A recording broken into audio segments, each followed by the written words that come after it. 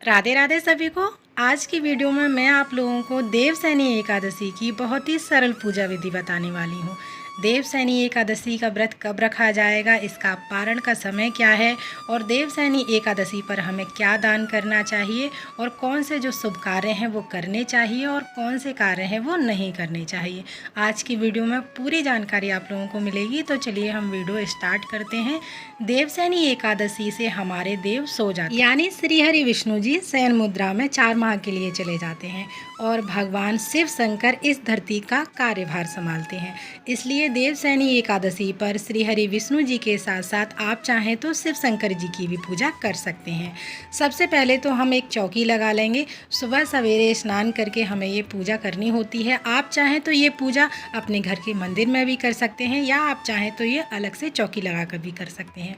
तो मैंने यहाँ पर एक चौकी रख ली है। सबसे पहले अगर आप साथ में ही लड्डू गोपाल की सेवा करते हैं तो लड्डू गोपाल तो हमारे श्री हरि विष्णु जी का वाल स्वरूप हैं, तो साथ में ही हमें लड्डू गोपाल को पंचामृत से स्नान कराना है या आप चाहें तो लड्डू गोपाल को कच्चे दूध से भी स्नान करा सकते हैं। मैंने यहाँ पर एक परात ले ली है। आप कोई भी पात्र ले लें लड्डू गोपाल को स्नान कराने के लिए और कच्चे दूध से लड्डू गोपाल को हम स्नान करा देंगे। बहुत ही भाव के साथ हमें लड्डू गोपाल को स्नान कराना है। आप चाहें तो यहाँ पर पंचामृत से स्नान करा सकते हैं। स्नान कराने के बाद में लड्डू गोपाल का हम अंग पोषण करेंगे, उसके बाद वस्त्र पहनाएंगे। साथ में ही लड्डू गोपाल का हम सुंदर सा श्रृंगार करेंगे और जो जल है वो बचा हुआ हम पौधों में डाल देंगे। अगर आपने शिव जी को ही साथ में लड्डू गोपाल के साथ में स्नान कराया है तो वो हमें जल तुलसी में नहीं डालना है, बाकी की आप किसी भी पौधे में डाल सकते हैं। तो देवसैनी एकादशी का व्रत कब रखा जाएगा, तो देखिए आषाढ़ माह के शुक्ल पक्ष की एकादशी तिथि 16 जुलाई 2024 रात्रि 8:33 पर शुरू हो जाएगी। वहीं इसका समापन 17 जुलाई को रात 9:02 पर होगा। तो ऐसे में उदया तिथि के अनुसार ये व्रत 17 जुलाई को रखा जाएगा, यानी देवसैनी एकादशी 17 जुलाई को व्रत रखा जाएगा। तो लड्डू गोपाल का मैंने यहाँ पर सुंदर सा श्रृंगार कर दिया है। साथ में ही श्री हरि विष्णु जी का अति प्रिय कलर पीला है, तो आप चाहें तो लड्डू गोपाल को पीले रंग के वस्त्र पहना सकते हैं।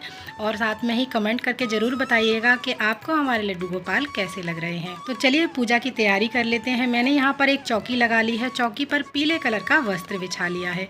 फूलों का आसन देकर हम सभी देवी देवताओं को यहाँ पर विराजमान करेंगे। तो यहाँ पर जो भी आपके पास श्री हरि विष्णु जी की फ़ोटो या मूर्ति है उसको विराजमान करेंगे और साथ में ही लड्डू गोपाल की सेवा करते हैं आप, तो अपने प्यारे से लाला लड्डू गोपाल को ज़रूर विराजमान करें। तो मैंने यहाँ पर लड्डू गोपाल का श्रृंगार पहले ही कर दिया था, तो हम यहाँ पर विराजमान करेंगे। और जब हम कोई भी पूजा करते हैं तो श्री गणेश भगवान का पूजन सबसे पहले किया जाता है।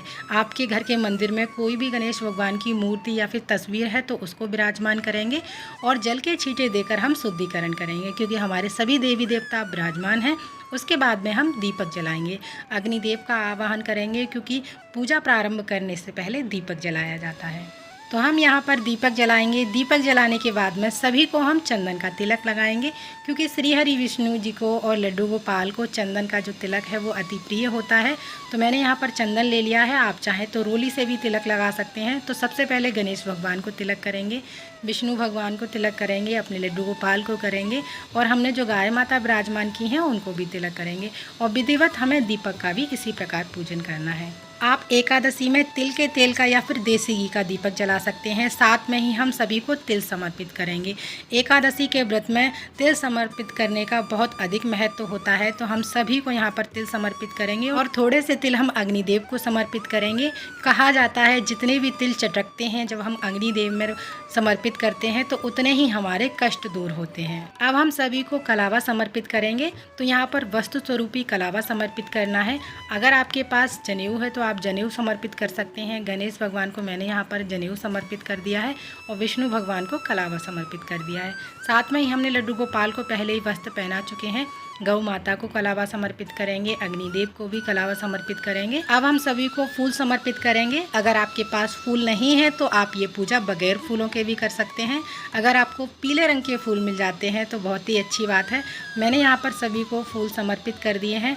उसके बाद में हम अग्निदेव को भी फूल समर्पित करेंगे। और एक बात आप याद रखें कि एकादशी के दिन तुलसी महारानी नहीं तोड़ी जाती हैं, तो आप ये एकादशी के लिए तुलसी महारानी को पहले ही तोड़ कर रख लीजिएगा और बिना तुलसी दल के श्री हरि विष्णु जी हों या हमारे बाल गोपाल लड्डू गोपाल हों, भोग स्वीकार नहीं करते हैं। तो मौसम के अनुसार जो भी आपको फल मिल जाते हैं वो फल हम भोग में समर्पित करेंगे। और विष्णु भगवान के भोग में तुलसी दल आप जरूर रखिएगा। साथ में ही हम गणेश भगवान को अलग से भोग समर्पित करेंगे क्योंकि उसमें तुलसी दल नहीं रखा जाता है। अब हम सभी को धूप दीप दिखाएंगे और दक्षिणा समर्पित करेंगे। दक्षिणा कहा जाता है पूजा में रही कमियों को पूरा करती है, तो इसलिए कोई भी हम पूजा करते हैं तो दक्षिणा जरूर समर्पित करनी चाहिए। अब हम कथा पढ़ेंगे, तो कथा पढ़ने के लिए हम एक लोटा जल ले लेंगे और अपने सीधे हाथ में कुछ पुष्प ले लेंगे या फिर हम तिल के दाने लेकर हम कथा श्रवण करेंगे, क्योंकि कभी भी खाली हाथ कथा नहीं सुनी जाती है। तो हमारे पास यहाँ पर एकादशी महत्व की बुक है, इसमें से हम कथा पढ़ने वाले हैं। अगर आपको पढ़ना नहीं आता है तो आप फ़ोन से भी ये कथा सुन सकते हैं। और जब कथा पूर्ण हो जाएगी तो जो हमने हाथ में पुष्प और तिल ले रखे हैं वो हम श्री हरि विष्णु जी को समर्पित कर देंगे। थोड़े से हम जल के लोटे में डाल देंगे और उसके बाद में पुस्तक को हम चौकी पर विराजमान करेंगे। तो अब हम आरती करेंगे। तो सबसे पहले हम गणेश भगवान की आरती करेंगे, उसके बाद में श्री हरि विष्णु जी की आरती करेंगे। आरती करने के बाद में हाथ जोड़कर पूजा में रही कमियों के लिए क्षमा याचना करेंगे और अपनी मनोकामनाओं को पूरा करने के लिए श्री हरि विष्णु जी से प्रार्थना करेंगे। पूजा जब हमारी पूर्ण हो जाएगी उसके बाद में जो जल का लोटा है वो सूर्य भगवान को समर्पित कर देंगे। और जब दीपक शांत हो जाएगा उसके बाद में जो भी आपने भोग प्रसाद चढ़ाया है वो घर के हम सभी सदस्यों में बांट देंगे। और दक्षिणा आप किसी ज़रूरतमंद को दे सकते हैं या आप इस दक्षिणा के पैसे से लड्डू गोपाल के लिए कोई भी सामान ला सकते हैं। और हमें ये चौकी हटानी नहीं है, चौकी हमें शाम को हटानी है। शाम को हम पूजा आरती करेंगे, उसके बाद हमें ये जब दीपक शांत हो जाएगा तब चौकी हटानी है। तो देवसैनी एकादशी पर हमें क्या दान करना है? भगवान विष्णु की कृपा दृष्टि पाने के लिए देवसैनी एकादशी पर अन्न का दान करें और ज़रूरतमंदों को आप वस्त्र दान कर सकते हैं। साथ में ही मौसम के अनुसार फल दान कर सकते हैं। तो देवसैनी एकादशी पर हमें क्या नहीं करना चाहिए? इस दिन से भगवान विष्णु का शयन काल शुरू हो जाता है और चतुर्मास यानी चौमासे की शुरुआत भी इसी तिथि से मानी जाती है। देवसैनी एकादशी के साथ ही मांगलिक कार्य पर विराम लग जाता है। ये करीब 4 माह तक जारी रहता है। इस दौरान शादी, विवाह, संस्कार, मुंडन, गृह प्रवेश और भी मांगलिक कार्य नहीं किए जाते हैं। तो देवसैनी एकादशी का शुभ समय पारण का क्या रहेगा? जो लोग 17 जुलाई को देवसैनी एकादशी का व्रत रखेंगे वो लोग 18 जुलाई गुरुवार की सुबह 5:35 से सुबह के 8:20 के बीच में पारण कर सकते हैं। तो जो लोग एकादशी का व्रत नहीं रखते हैं वो लोग व्रत कथा जरूर सुनें, साथ ही विष्णु भगवान की पूजा अवश्य करें, तो उससे हमें एकादशी का पूर्ण फल प्राप्त होता है। देवसैनी व्रत पूजा का वीडियो अगर आपको पसंद आया है, अच्छा लगा है तो प्लीज़ वीडियो को लाइक ज़रूर कीजिएगा। साथ ही हमारे चैनल को सब्सक्राइब करना ना भूलिएगा। फिर मिलते हैं अगली किसी और वीडियो में, तब तक के लिए आप सभी को राधे राधे।